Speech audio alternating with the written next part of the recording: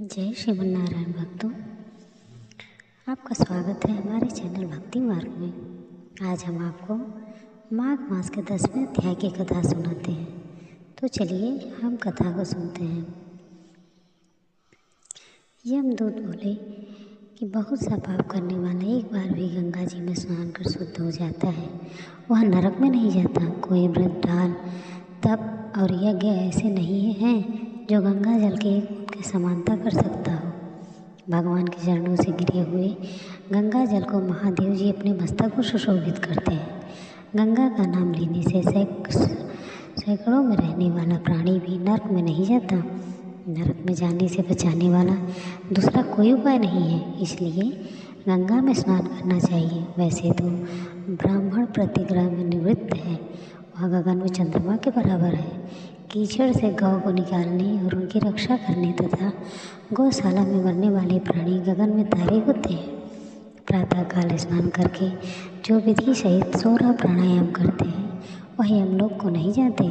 उनके भ्रूण हत्या का भी पाप विलीन हो जाता है। दूसरों की स्त्रियों को माता के बराबर देखने वाला मनुष्य कभी भी यह यातना को नहीं पाते। मन से भी जो स्त्री का गमन नहीं करता वह दोनों लोकों में को अधीन करता है। इसलिए धर्म निश्चित को पर स्त्री गमन नहीं करना चाहिए। पर स्त्री गमन करने वाले 21 मुख्य गहन में जाते हैं। दूसरे के धन का लोभ मन में भी न करने वाला प्राणी स्वर्ग में जाते हैं। क्रोध का कारण रहते हुए भी क्रोध रहित पुरुष स्वर्ग में जीतने वाला हो है। जो माता पिता की देवता के बराबर उनकी सेवा करता है और आराधना करता है, अंतकाल प्राप्त होने पर भी वह यमलोक में नहीं जाता। जो गुरु की पूजा करते हैं, शील भंग होने पर भी यमलोक में नहीं जाते और शीलवान स्त्री उत्तम स्वर्ग को प्राप्त करती है। जो वेद अभ्यास करते हैं, शास्त्र पुराण और उनके संगीता पाठ करते हैं और सुनते हैं, वह स्मृति का व्याख्यान करते हुए ज्ञानहीन को धर्म समझते हैं। वे भी पृथ्वी को धारण किए हुए हैं एवं पाप रहित होकर ब्रह्मलोक को जाते हैं। वहाँ ममता नहीं रहती, उनका देवता की पूजन करते हैं। यमदूत ने कहा कि हे वशिष्ठ, एक अनोखा रहस्य सुनो जो धर्म समस्त और सब लोगों में अमृत फल प्रदान करने वाला है। मैं बिल्कुल सत्य कहता हूँ। यमदूत के कठिन दर्शन को नहीं करते। यमुना के भ्राता यमराज ने कहा कि तुम लोग वैष्णव को त्याग देना, वे मेरा दर्शन ना करें। जो दुराचारी, दोषी तथा पापी लोग भूल से भी एक बार केशव भगवान को याद करते हैं, वे पाँव से छूकर विष्णु भगवान के बड़े लोगों को प्राप्त होते हैं। जो बुद्धिमान मनुष्य कृष्ण के सेवक हैं तथा उनके साथ भोजन करते हैं, उनको भी तुम लोग छोड़ देना, क्योंकि वे भी पापों से मुक्त हुए पुरुष से ये महाराज की राजधानी यमपुरी में नहीं जाता। विष्णु में भक्ति न करने वाला ब्राह्मण संसार में चंडाल के समान देखा जाता है। वर्ण से बाहर का भी वैष्णव तीनों लोगों में शुद्ध रहता है। माता पिता इन दोनों के कुल में के नरक में पड़े हुए पितर लोगों तभी स्वर्ग में जाते हैं जब उनका पुत्र हरि भक्त होता है।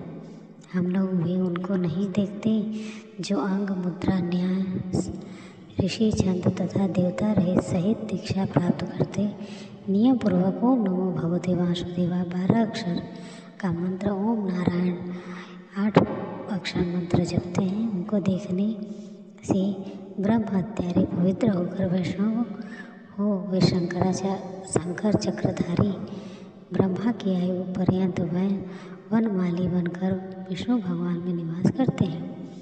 जो हृदय में, सूर्य में, जल में तथा मूर्ति रूप में हरि भगवान का पूजन करते हैं, वे मनुष्य विष्णु के श्रेष्ठ पद को प्राप्त होते हैं।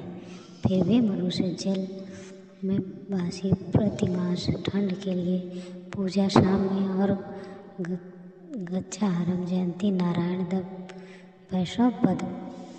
इस प्रकार के महात्म्य में 10वें अध्याय की कथा पूर्ण हुई। तो बोलिए प्रेम से विष्णु भगवान की जय, माता लक्ष्मी की जय, भगवान श्री कृष्ण की जय। इसी प्रकार आपकी कथा यहीं पे समाप्त होती है। भगवान विष्णु की कृपा बनी रहे। और माघ मास की इतनी महात्मा है कि भक्तों, अगर माघ मास के नियम को पालन करना हो और उनके नियम से रहना हो तो हमारे सारे कष्ट और पाप दूर हो सकते हैं और हमें यम की यातनाएं भी नहीं सहनी होंगी। तो आज की कथा यहीं भी समाप्त होती है। राधे राधे, जय श्रीमन नारायण।